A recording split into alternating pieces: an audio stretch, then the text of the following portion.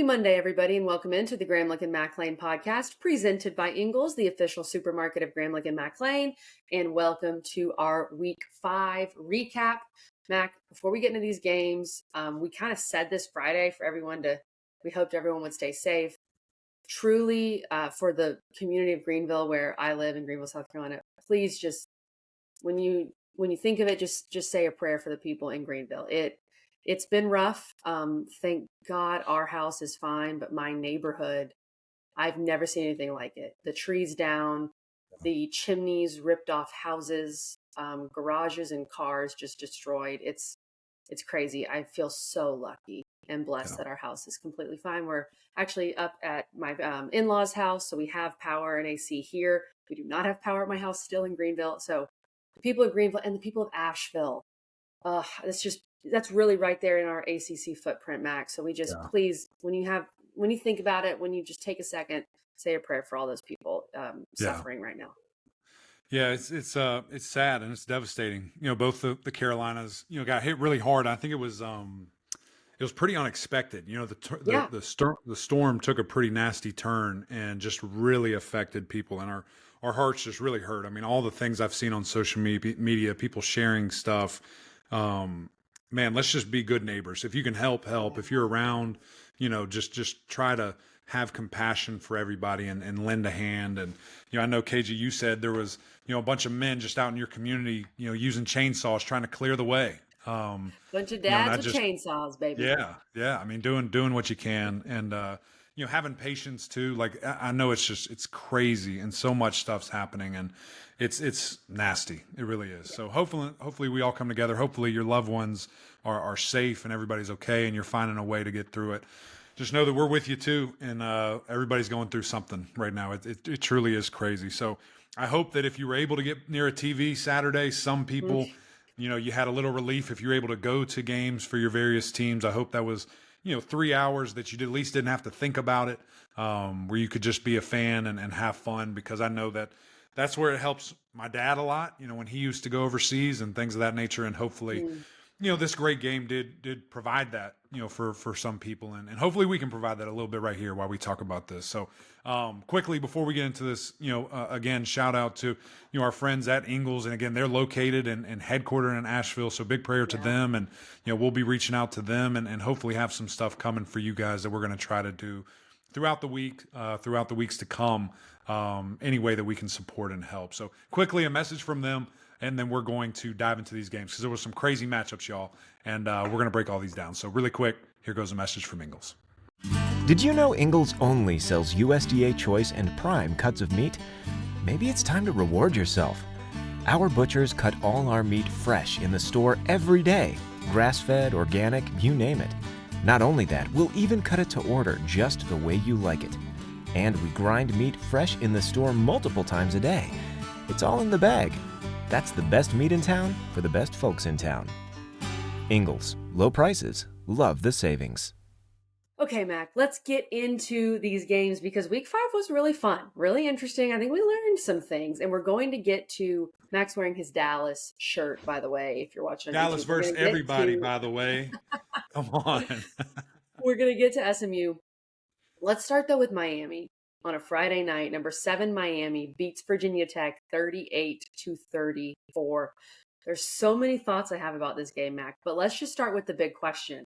Was it a catch at the end of the game? I'm going to put you on the spot right here, right now. Here's the deal. Let me lay this out a couple of different ways. To answer the question, no, it wasn't. But it was really weird, and I think we all experienced this very similarly, right? We're watching the same thing. The ball is thrown in the air, and as soon as I saw how he threw it, I'm like, oh, this is perfect. Like, somebody's catching this ball. Like, it's not out of the end zone. It's not short. Like, it's going to be right there. It was a fantastic throw by Kyron Drones. And then, it's that mosh pit. It's like 5 guys, and the ball doesn't pop anywhere. So you're like, oh my gosh, somebody caught it. And again, we're just looking at the game angle, kind of a high down.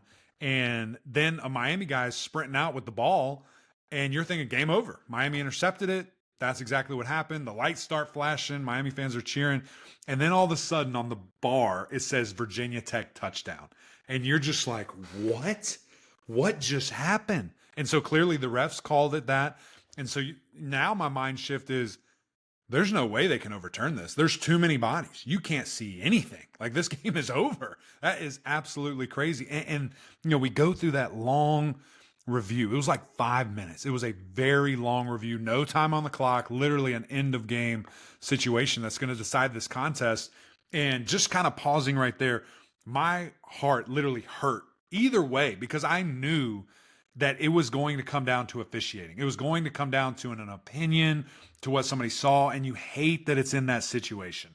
Right, wrong, or indifferent, you're just like, oh, why is this how this had to finish? And it's so unclear, right? Because even when we're watching it live, we have no clue what happened. And so right at that instant, KG, I'm just like, this is not good. Like, this is not going to be good. And then we go through the lengthy review. And I know it's my company, but I didn't love how we kept showing it in slow-mo. When you show things in slow motion, you distort time and you get a false sense of how long, or did they actually have possession? Because sure, I mean, yeah, it looks like you had the ball for an hour, before it gets to it.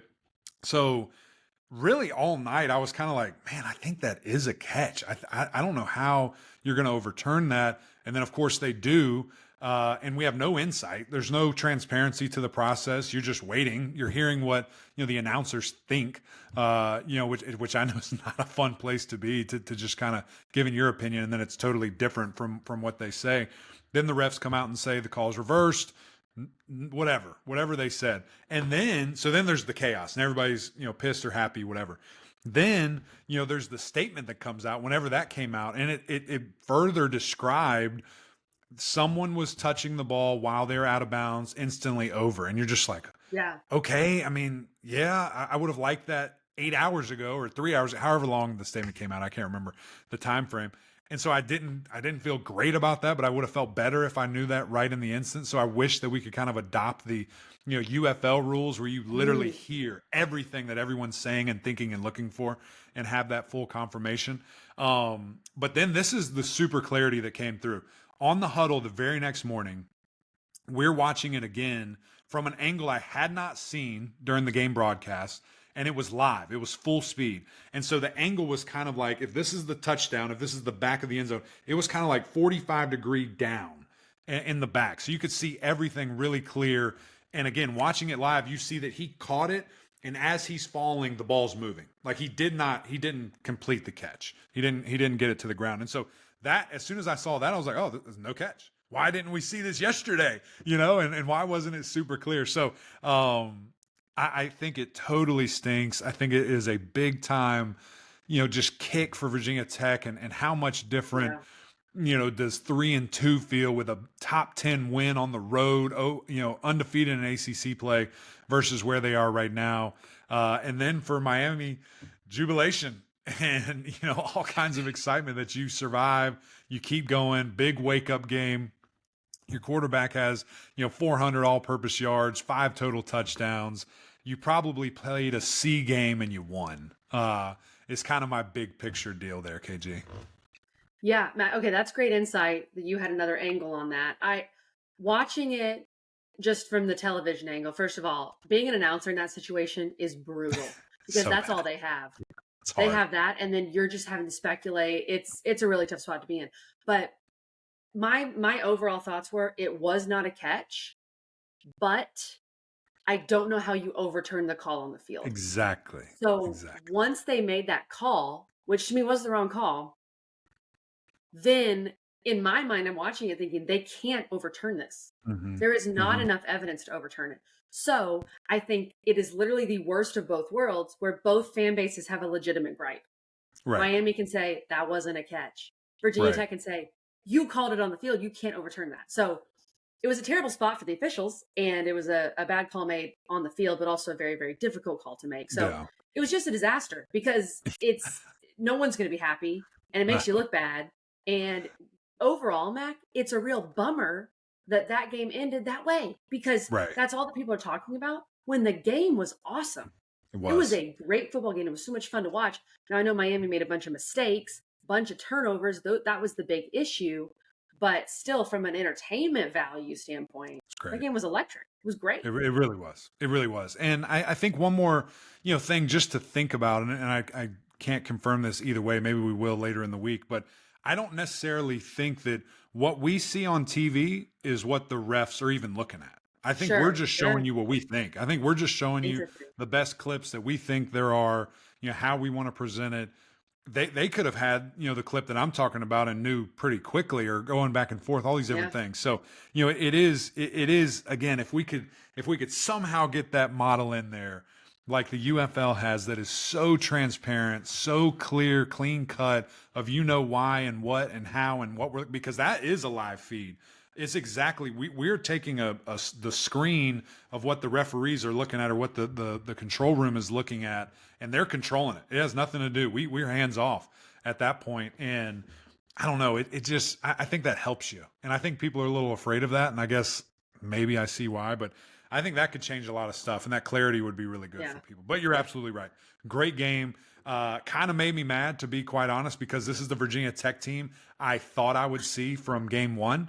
This is the Kyron Drones that I thought I'd see from game one, escaping the pocket, making big-time throws downfield, using his legs at a really high clip, just being a fierce leader, a defense that was insane, sacks, fumbles, turnovers, whatever you wanted. I mean, this was it. This was it.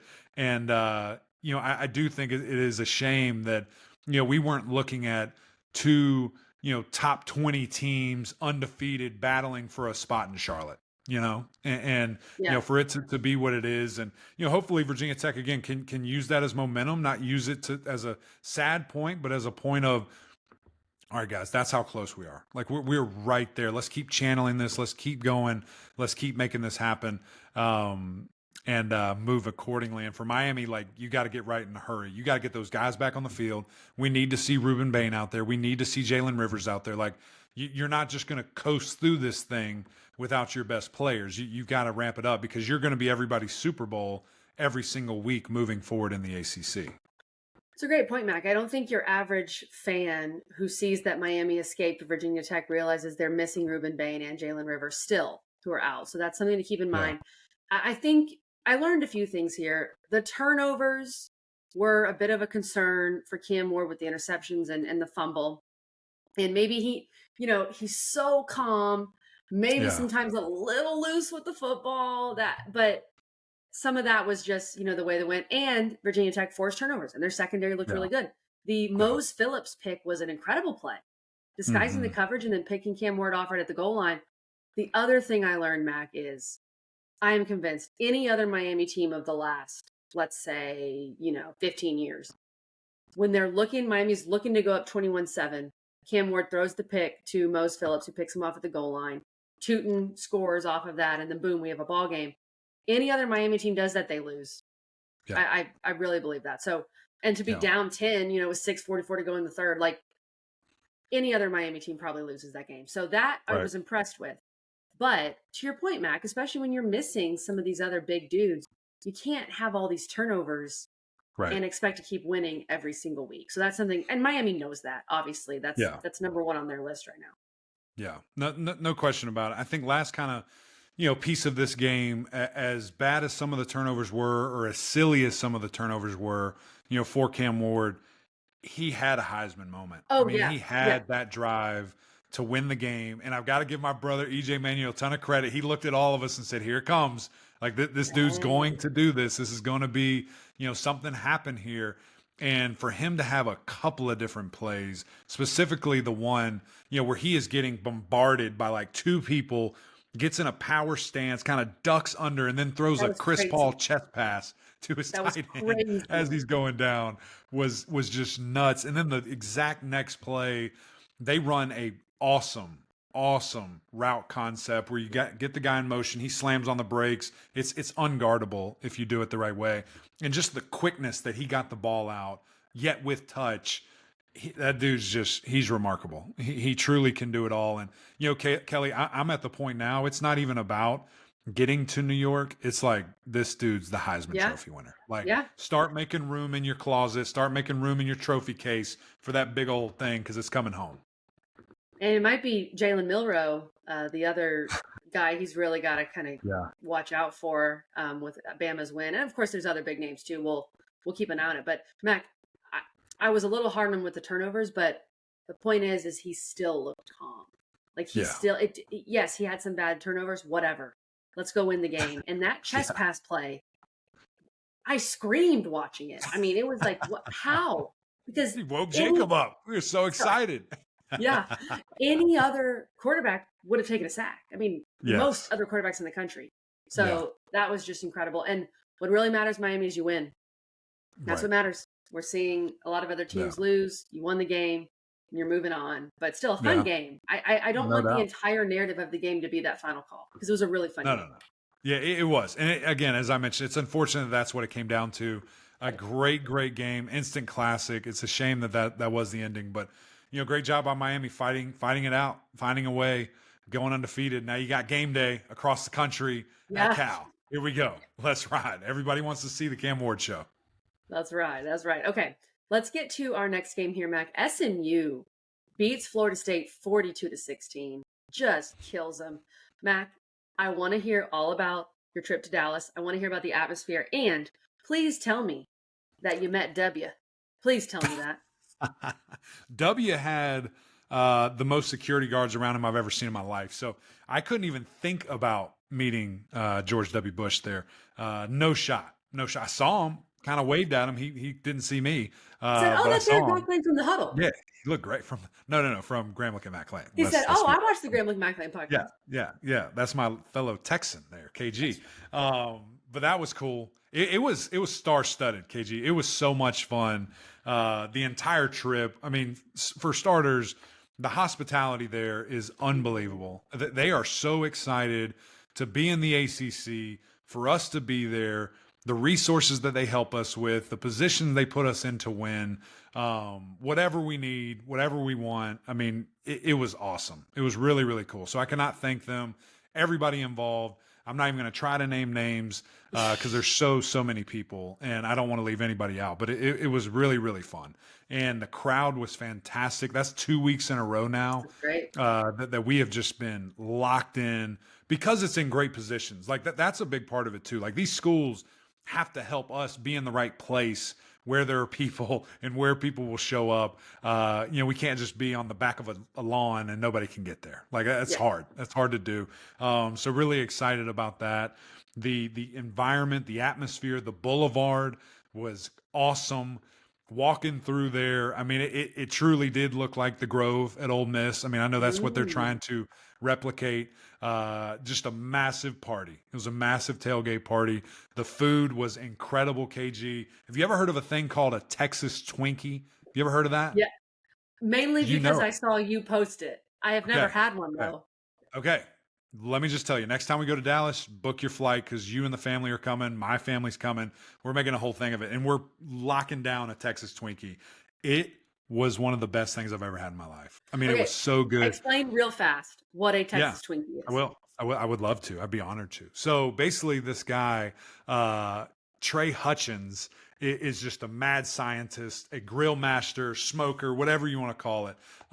He's that. And he created this thing that they call the Texas Twinkie, where it's this big old jalapeno, not your little, rinky dink, big old monster jalapeno. You carve it out, you scoop it out, clear it out, jam pack it with brisket, cream cheese, and then you wrap it in this thick bacon and you smoke it to death. It was unbelievable. Like sweet, salty, spicy, all in one. You didn't even know. You didn't even know what was happening when you took a bite of it. It was so freaking good. We had some brisket that literally you pop in your mouth and it just starts falling apart. I mean, the smoke rings were gorgeous. It was a lot of fun. That was one of my favorite things. And walking around with my friend Bill Armstrong, it's just everybody loves to see it coming. So we had a great time. Then we finally get into the stadium. My friend Bryson DeChambeau pulls up and we interview him for 20 minutes. The great Eric Dickerson, one of the greatest running backs to ever play in the NFL, pulls up. Rick Hart, the AD, Coach Rhett Lashley. I mean, it was fantastic. It was such a fun time. And then the just tail whipping they put on the Seminoles, running the ball at will, true domination. I mean, whatever they wanted, they had it. Trick plays, regular plays, power plays. They did whatever they want. So, and it was cool for us to be there. Like the first ever ACC game. I mean, a historic night. And for them to cap it off the way that they did, packed out stadium, first sellout in 2 years, first sellout conference game ever in SMU history. It was really cool. Very cool to be a part of it. Mac, that was an excellent recap. I feel like I was there. I can taste the Texas Twinkie. Oh, come on. That's amazing. And I'm not joking about this, by the way. Tell Nick, if we go back, we're all doing it. We're doing it. Sounds great. My soon-to-be niece lives in Dallas, so I'll be there. That's right. Exactly. Mac, this game, SMU dominated, like you said, and Brashard Smith, he is climbing up the running back rankings in the ACC, 17 carries for 129 touchdowns. Kevin Jennings was great. He was really effective. He had 3 passing touchdowns. Rhett Lashley obviously made the right decision. And by the way, a very difficult decision to bench your incumbent, a guy that's done a lot for your program, and go with the younger guy. That's a very difficult thing to do, but it's paying off. And sometimes the head coach, and I'm sure he would say this, he has to make those difficult decisions for the betterment of the team. Right. And so I really respect that, Mac. And then I thought the flea flicker in the second quarter showed ridiculous confidence. Once they hit that play, I was like, it's over. It's done. Yeah. It really was cool. And it's funny enough you bring that up. Eddie Royal brought that up to Coach at the end of the night show. And he was like, I'm just stuck on this, man. How the heck did you know to call it? What did you see? And essentially, they were just able to run the ball so well. Somebody up top said, hey, look, these safeties are screaming down. They're screaming down. Whenever you want this, it's there. And he dialed it up. And it was a really great call. Obviously, a great pass. You got to hit those guys when they're that wide open, give them room to run. But it was total domination. I'm glad you brought up, Brashard Smith, because he's been electric. Almost 200 yards all purpose. He scored like 5 touchdowns last week, had a couple this week. Just the things that he brings to the table is really, really fun and exciting. He's a great player. He's a great returner too. Luckily for Florida State, they have such a great kicker. That wasn't even a possibility. But he is so electric there. And just to see the way they did it. And I think when you look at Kevin Jennings, KG, and you look at his last, I think it's 4 starts, was a high school state championship that he wins, was an AAC championship that he wins, was against rival TCU that he wins, and then their massive brand first ACC game ever. This dude has had an unbelievable 4-game stretch as a starting quarterback. So, the ceiling is there. The talent is there. I think he's getting more confident, just understanding the offense. One concern that I had, if, they were going to go that route, was just his turnover proneness that we would see. That hadn't been an issue at all. I mean, I was talking to De'Aaron King about, just the TCU game and how much Kevin has grown. And he said, look, that interception was on us. It was a bad call. We put him in a bad spot. So he has no turnovers, to date, if you want to kind of take that one away from him. The growth we've seen from him has been fantastic. And then that defense, they played really well on the front line as well, kind of punching FSU right in the face, held them to 75 rushing yards. Very impressed with what I saw from SMU. I'm glad you bring that up, by the way. De'Aaron King on the SMU staff. So some people might not realize that, which I think is really cool. And Mac, SMU, they're not ranked, which I didn't love. They received 4 votes. That being said, they go to Louisville this weekend. If you win that game, you will be ranked. So just got to handle your business there. And then here's a crazy, and I know you know this about SMU, you bring up kind of their defense. And this is actually the entire team. They lead college football with 5 non-offensive touchdowns this season. 2 pick sixes, 2 fumble returns, and 1 punt return.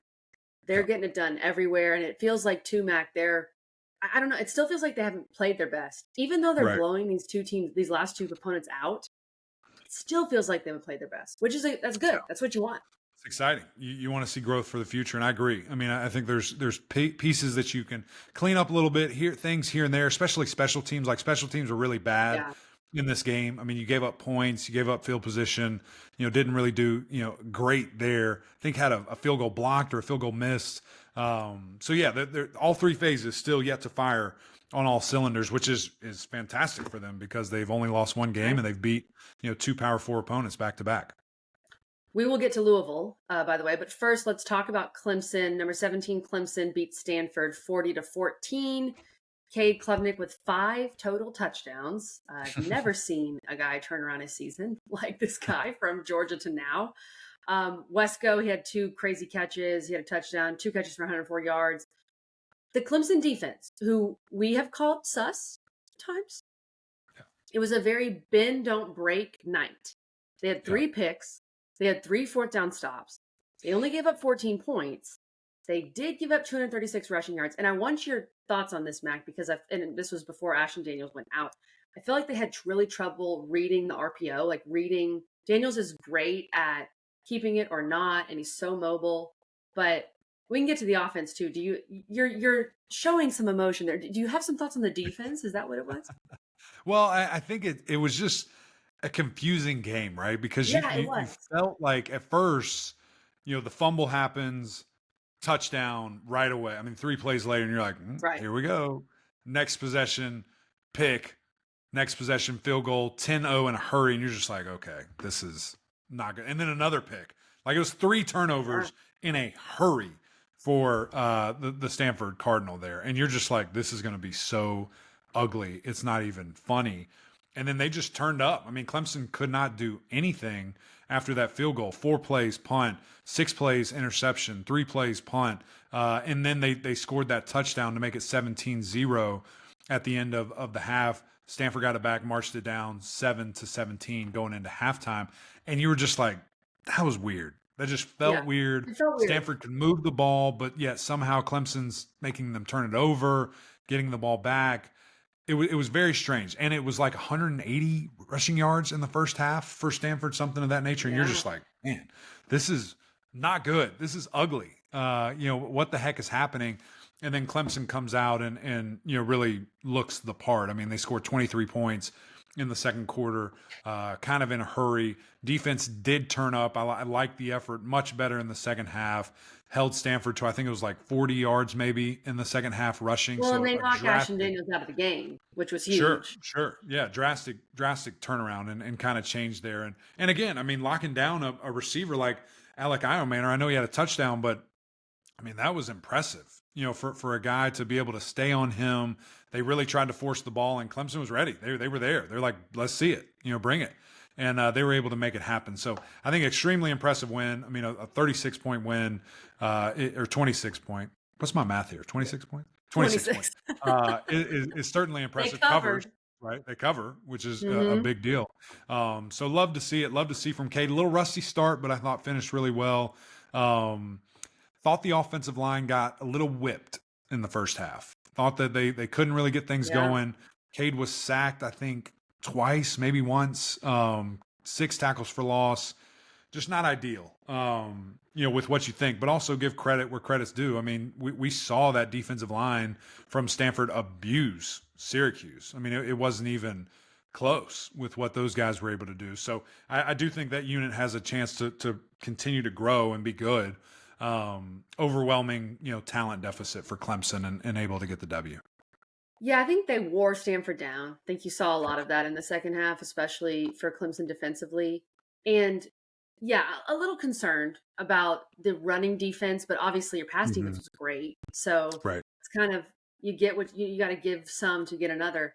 What I love though, Mac, and even though it wasn't Cade's sharpest day from a completion percentage standpoint, the big play is back.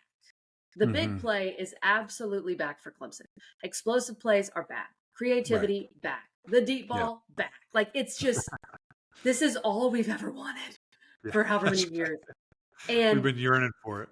That's exciting. That's really exciting. And what's so interesting about it is Cade is throwing the deep ball with such confidence. We've never seen him do this. And you can see that confidence building since App State. You look at his numbers on the season, Mac. If you told me these were his numbers through 4 games, I would have said, oh, Clemson beat Georgia. Like, he's 73 of 110, so he's completing about 66% of his passes, nearly 1,000 yards, 8.9 yards per attempt, 12 touchdowns, 2 picks. Pretty good. That is incredible for a guy that he already has 12 touchdowns through 4 games. He only threw 19 all of last season. Right. So just think about that. His completion percentage up nearly 4 points. He's putting together some games here. Obviously, his confidence is there, but Mac, and I know I'm never going to say, who cares about the defense? The defense will be fine. The deep ball's back. That's all I care about. And I think it's one of those things too. It's funny from a girl that wants to run the ball all the time. It's funny that I'm a walking contradiction. Yeah, I love it. It's one of those things too where it feels like the last Clemson fans, you know what I'm talking about, the last 3 or 4 years, ball goes up and you're just like, I don't know. Why are we throwing this? I don't like it. Don't like it. And now it's like, oh, touchdown. Ball's up. Yeah. Somebody's screaming wide open. Like this is about to be great. And when you have completions of 70, 40, 25, I mean, it's fun. It's fun football and it's fun to watch. And, great to see Cole Turner continue to thrive in the role. I think that was just one of those things. You think back to that Georgia game and how differently life could be if guys were in the different roles like they are now, where, Cole can come in and be supplemental. Cole can come in and be, okay, when things are worn down, I'm fresh. Let's go. I'm jumping out of the gym, going over the top of guys. So it takes that. It takes going through that to find it and to figure it out. And I also want to give a lot of love to Bear Carter. I thought he played his best game, maybe of his career. I mean, it was really impressive, flying around, led the team in tackles, had like 4 tackles for loss, had a sack, just really instrumental play that helped this defense, kind of bounce back. And he certainly looked the part. I thought he played really, really well. Stanford, get some rest. Sorry, guys. Get some rest. I mean, Mac, they were delayed getting out because of the hurricane. They didn't get until like late Friday. I mean, what are we doing? I feel for those guys. I really do. Not good. Okay. A couple more games to get to here, Mac. Number 16, Notre Dame beats number 15, Louisville, 31-24. Okay. Being honest, I did not have power for like all of Saturday. So I was having to watch a lot of these game replays. And I didn't know what happened with Notre Dame Louisville. I just saw the score. So I'm watching the game replay on YouTube and I'm like, I'm gasping at these turnovers. I'm gasping. They're outrageous. The Shuck, he's that beautiful run. He runs like 50 yards, fumbles it. The pick where Brooks just goes, I'm sitting up here watching these and gasping. It was that bad. And Louisville outgained Notre Dame 437-283. I'm not saying Louisville was for sure the better team, but they had every chance in the world to win. The turnovers were just brutal, man. Yeah. And that's what it comes down to. You cannot give, a great opponent the ball more than they have it. You can't give them extra stuff. You can't get the crowd juiced up. And just the way the turnovers was just not great, because I think Louisville proved they were the better team. It just stinks that you gave it up so much, and you were right there in position to win, had opportunities to do it. But you put yourself in a bit of a hole that was hard to overcome. And you look at that fumble, I mean, to go 40, 50 yards, just get down, just please, we're screaming, because we can see it happening. Yeah. These guys are coming behind him, screaming up, about to make this play, and we're all just like, go down, slide, protect the ball. Sure enough, it comes ripping out. The pick that you mentioned, I mean, just it like hurts your stomach. You're watching it, you're just like, oh my gosh, like what is that? How does that happen? And yet still almost had every opportunity. So I think it is one of those things. It's rather unfortunate that you weren't able to get it done. You clearly have the schedule to do every and anything that you want to do. You play Miami at home. You go to Death Valley to play Clemson. You have Pitt on your schedule.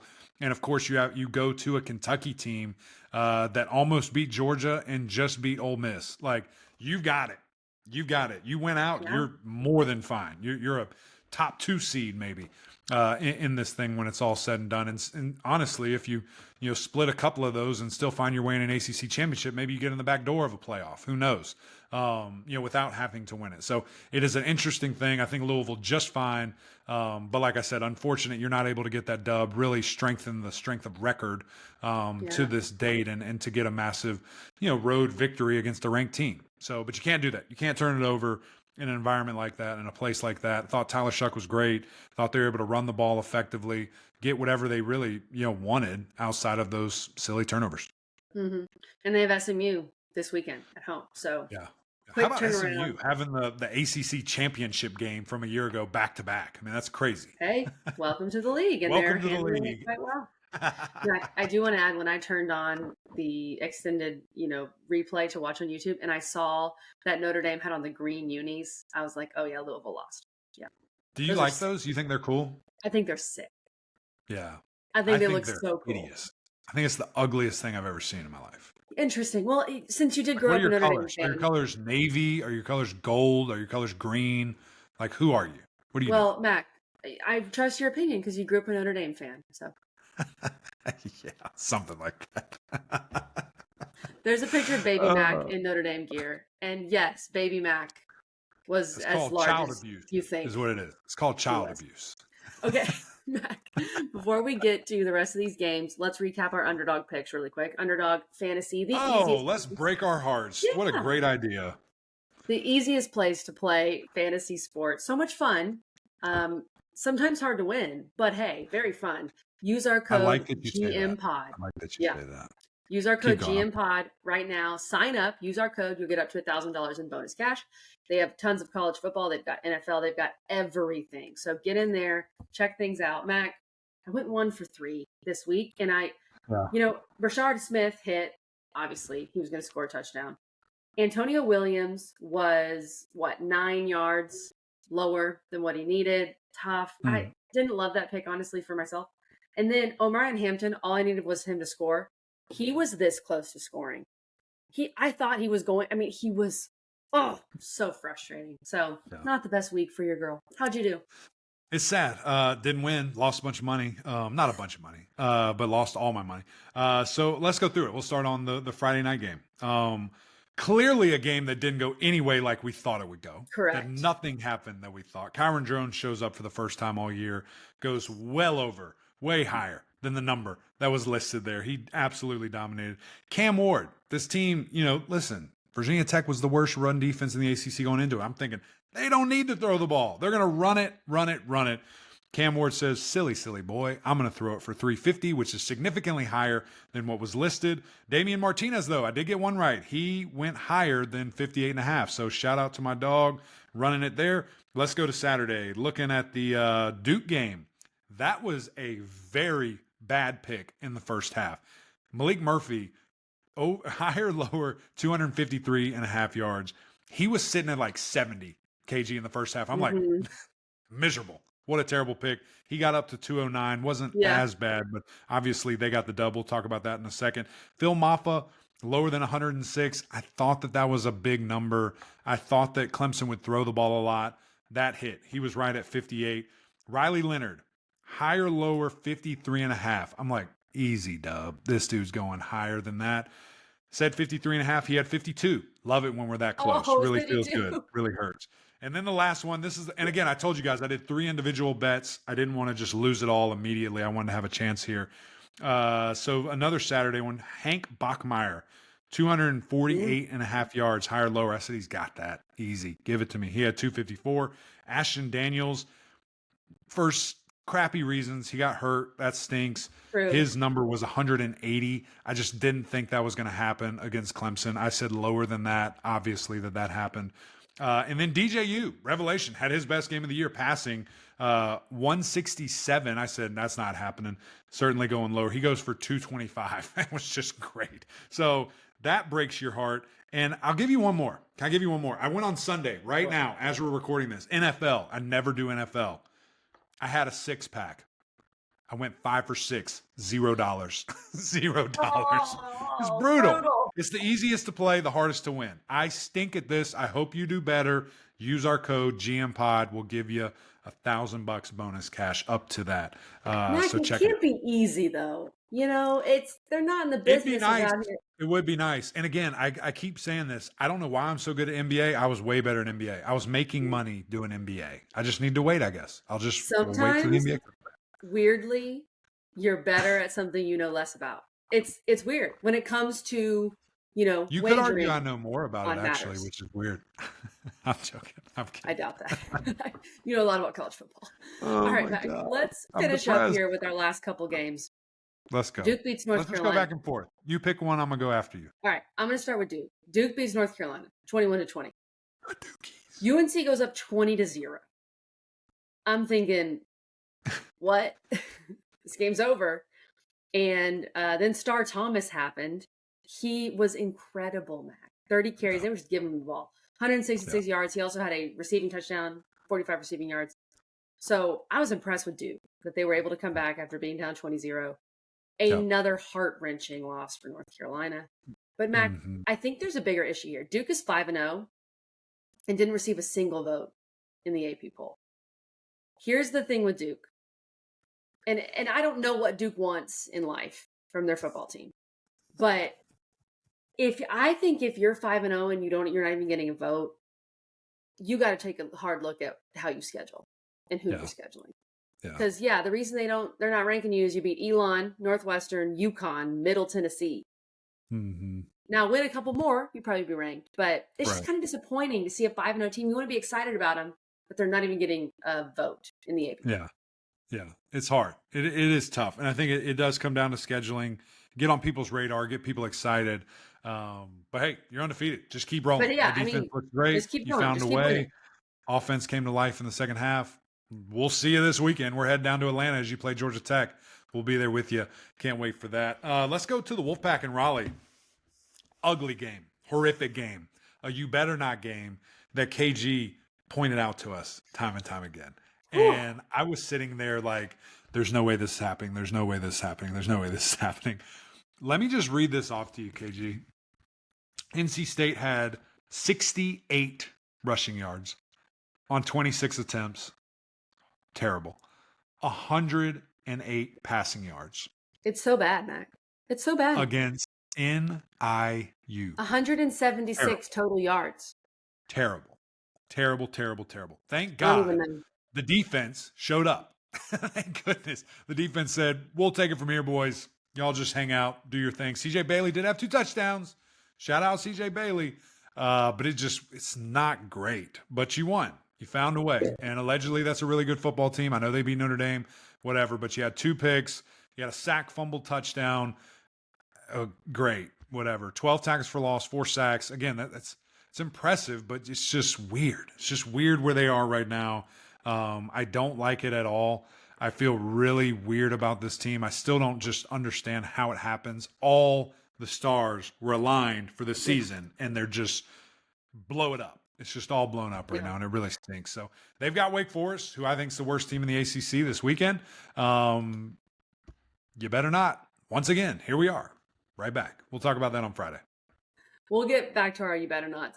Mac, I'm going to be honest with you. I have not had power. I have a toddler. I have not been able to watch the rest of these games on YouTube. So you give me a quick thought on I'll set it up for you. BC beats Western Kentucky. Go ahead. Yeah. I think you know why that game was so bad. Tommy Castellanos did not play. It was also terrible. You're just watching this bad offense, bad decision making, almost incompetence at time, and you're just like, this is crazy. This is truly why the quarterback is so important. Kind of turned it around in the fourth quarter, not even the second half, the fourth quarter, score 14 points. You get a little confidence, going there and you win the game. You find a way, you get it done. Kudos. You move to 4-1 and you're receiving a lot of votes. You're right there on the fringe for the top 25 as you just fell out of it. Syracuse, great win, dominant. Was a little hairy in the first half there. I think it might have been tied at one point. I'll look at the play-by-play right here. And no, it was 14-21. So it was a little weird. A little uncomfortable. But yet again, Kyle, threw it 50 times, which is crazy. It's a lot of passes, KG. Threw it for 385, 4 touchdowns, really nice plays at times, really impressive. They got to get going back in a hurry. We've got conference play coming up for those guys. We'll be excited to see, just again, who is Syracuse going to be? How consistent can they be in conference play? We will see. I mentioned Wake Forest. Oh, sweet Wake Forest. Losing to a G5 team, the first time ever Louisiana has beaten an ACC team. Awesome. Glad you were the ones to do it. Yeah, there's not much else to say. So anyway, great weekend, big weekend. Some of the brands won, some of the brands hung in there and didn't quite get finished, but we're rolling through. And we've got a lot of conference games coming up. This week is going to be really fun. Have a couple of still out of conference, like Syracuse Friday night is a dog in Vegas to UNLV. Yes. We'll talk about that. Fascinating. Weird. But other than that, I think it's all conference games. It's all conference games outside of that. So excited to keep it going. Excited to roll. Thank you guys for being with us. Again, big time prayers for everybody affected by this horrific, hurricane and storm, specifically in the Carolinas, specifically in the upstate. Our hearts go out to you guys. And again, if there's ways that we can help, please hit us up and we'll do anything in our power that we mean can. That. Yeah, social media, email if you got it, whatever you got. Please hit us up. And like I said, we're going to try to work with some of our partners and find a way to get out in the community and help out. So we'll keep you posted on that. Be on the lookout. Appreciate you guys tuning in. Always, your support means everything. Go over to YouTube, subscribe, jump in the comments. Tell us what you thought about this weekend. Tell us what you thought about your team. We'd love to hash it out there. And of course, the OGs over on Apple Podcasts as well. Rate, review, subscribe. We would greatly appreciate that. But until next time, we'll see y'all.